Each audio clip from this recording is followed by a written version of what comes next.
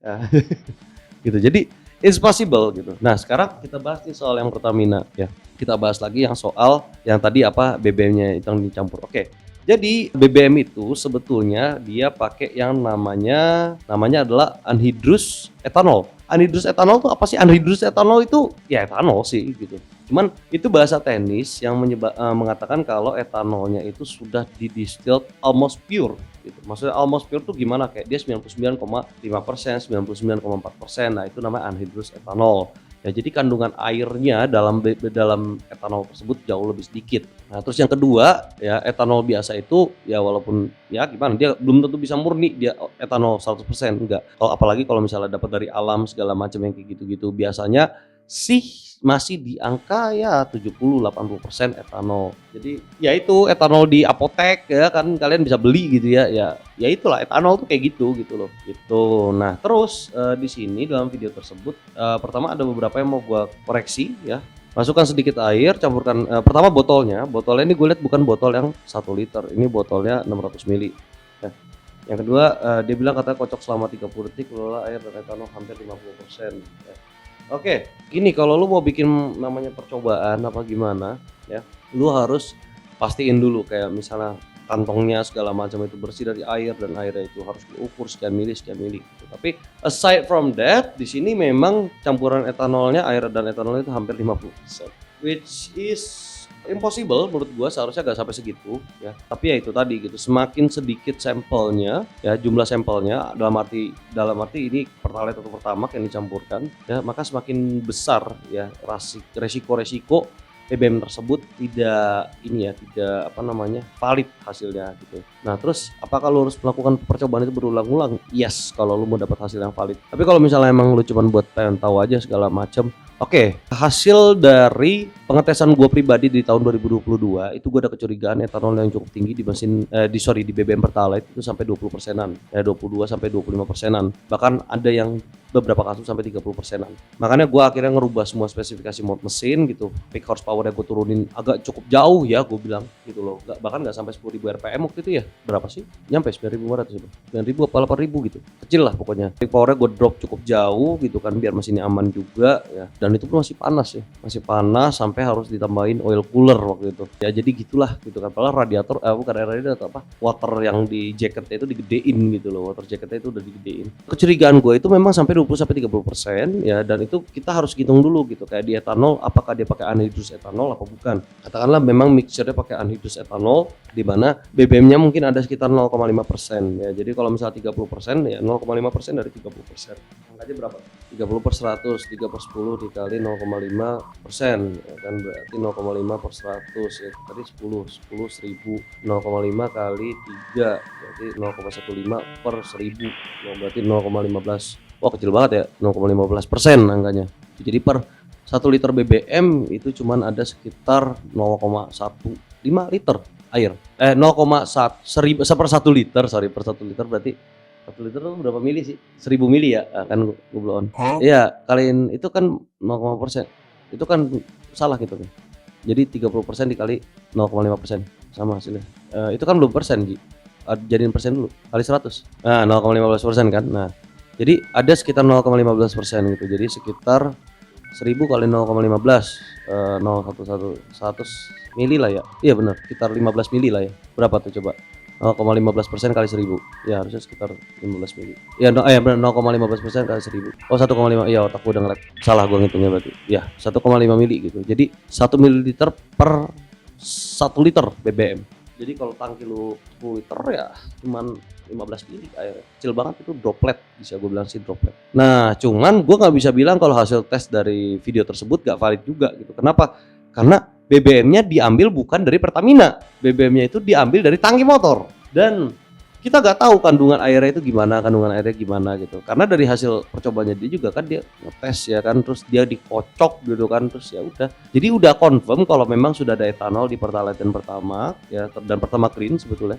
Dan dia mengikat air dan kan begitu dia dikocok terus kemudian didiamkan, etanolnya terpisah, yang bagian atasnya itu memang base-nya, oilnya fuelnya gitu, dan kemudian keluarlah hasil airnya itu cukup banyak. Jadi apakah itu yang akan merusak mesin? Enggak, karena gue bilang gitu, kalau misalnya memang hasilnya sebanyak itu ya kalau hasilnya sebanyak itu, ada kemungkinan tangkinya sendiri sudah terkontaminasi oleh H2O atau air ya, bukan H2O2 ya, H2O gitu. Jadi dia ada kemungkinan tangkinya sudah terkontaminasi oleh air. Apalagi sekarang ya kita nggak bisa bohong ya, penggunaan motor, mobil, apalagi motor ya. Gua ngisi bensin pas hujan-hujanan segala macam itu pasti ada water droplet yang masuk ke dalam tangkinya, ya kan. Nah, pembakarannya gimana ya, paling berbet apa gimana gitu pas digas dia nggak agak susah gitu loh buat dapat peak power di RPM tinggi gitu, terutama kayak mesin-mesin yang cukup, advance ya, kayak mesin contoh ya KTM Duke 390 dia mesin cuma 373 cc single silinder gitu, tapi powernya sampai 40 lebih gitu, 40 horsepower lebih gitu, atau Kawasaki ZX-25 RR ya yang peak power aja udah di 12.000 kalau nggak salah, apa berapa belas ribu RPM gitu kan, itu udah cukup tinggi ya. Jadi singkatnya sih seperti itu gitu.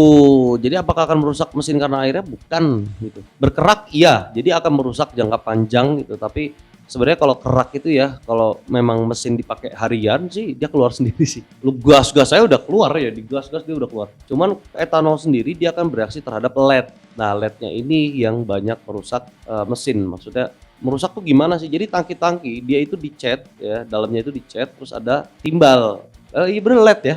LED tuh timbal kan. Ya bahasa Indonesia timbal ya. Timbal. Nah, timbalnya ini yang kemudian bereaksi terhadap etanol ya yang kemudian masuk ke dalam filter BBM ya itu yang bikin macet Lexus kemarin gitu. Jadi gua cuman mengkoreksi sedikit ya tentang percobaan kemarin, ada banyak yang harus dikoreksi dari tahap percobaannya dan ada banyak bisa dibilang parameter-parameter tambahan atau mungkin variabel-variabel tambahan yang harus kita pikirkan ya, seperti tangkinya gimana segala macam yang kayak gitu-gitu. Jadi kalau lu mau ngomongin BBM Pertamina ya gimana caranya memastikan BBM yang lu ambil itu uncontaminated gitu. Kalau dulu sih gua bener-bener pakai bejana yang udah dikeringin segitu kan seharian ya kan, terus gua tutup, gua vakum ya kan, terus gua beli ke Pertamina itu zaman tahun masih Pertamax Plus. Tahun berapa tuh berarti? Udah lama, gua masih di Semarang waktu itu. Sekolah di Semarang. Jadi caranya itu seperti itu gitu loh. Jadi nggak mungkin airnya itu sampai di levelan tertinggi. Katakanlah etanolnya, kecurigaan gue benar ya, etanolnya sama mixnya, jadi bukan cuma base-nya kan 3,5 gitu. Katakanlah sampai 10% atau 20%, biar gampang hitung 20% lah, 20% etanol. Terus dia pakai anhidrous etanol, ya kan 20%-nya berarti 0,5% dari 20%. Nah, lu tinggal hitung sendiri deh. Itu berapa tuh? Kalkulator. Ya, gue nggak pakai jam gua. Berapa tuh? 20% kali 0,5% ya kan 10. Nah, 0,1%. Ya kan 0,1% berarti itu ada airnya. Berarti per 1 liter dia cuman 1 mili, cuma 1 mililiter gitu. Droplet, beneran droplet airnya gitu. Gitu. Walaupun kalau gue bilang ya density energinya pasti drop gitu loh. Cuman ya itu tadi karena etanol mengikat air ya kan, orang pakai motor, pakai mobil kena hujan lah segala macam ya, dia ada endapan ya yang kayak gitu-gitu sih yang kemudian ya gue bilang ya dengan kualitas BBM yang seperti itu gimana ya, cuma cocok di mesin modern yang dia dipakai daily.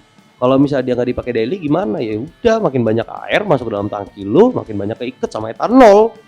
Hasilnya gimana? Ya sudah, lu nggak bisa mengatakan yang masuk ke dalam BBM itu sebagai anhidrous etanol lagi, tapi udah masuk ke etanol.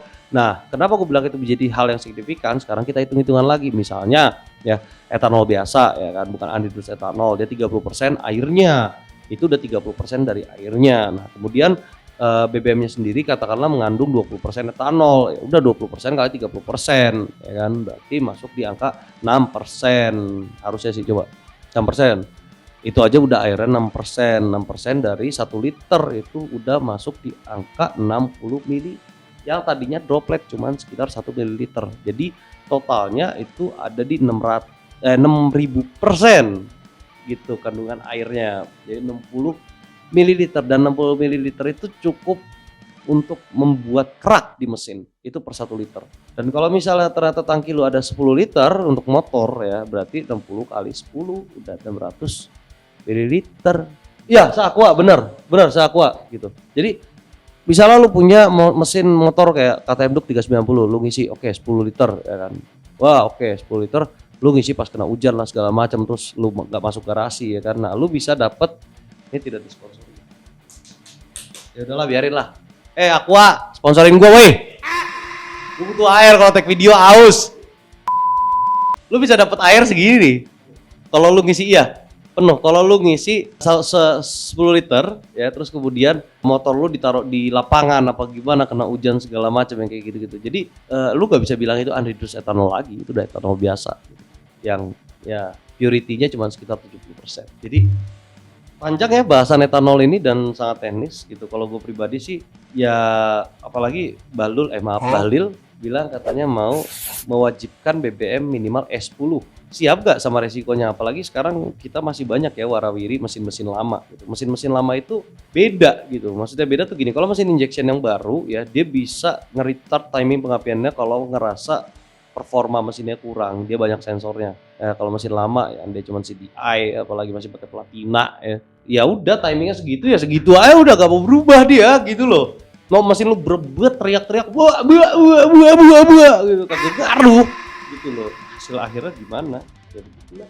Rebet, terutama di RPM atas, dan dia bisa berkerak, apalagi kalau silinder blok lu masih pakai besi. Udahlah siap-siap aja lah. Itu jadi akan sangat merugikan. Kalau menurut gua sih daripada kita berpikir soal etanol, cobalah kurangin dulu tuh ppm dalam bahan bakar lu. Itu aja udah banyak banget. Kita tuh masih Euro 4, belum masuk Euro 5, belum masuk Euro 6. Dan kita tinggal di negara tropis. Ya Brazil juga negara tropis sih.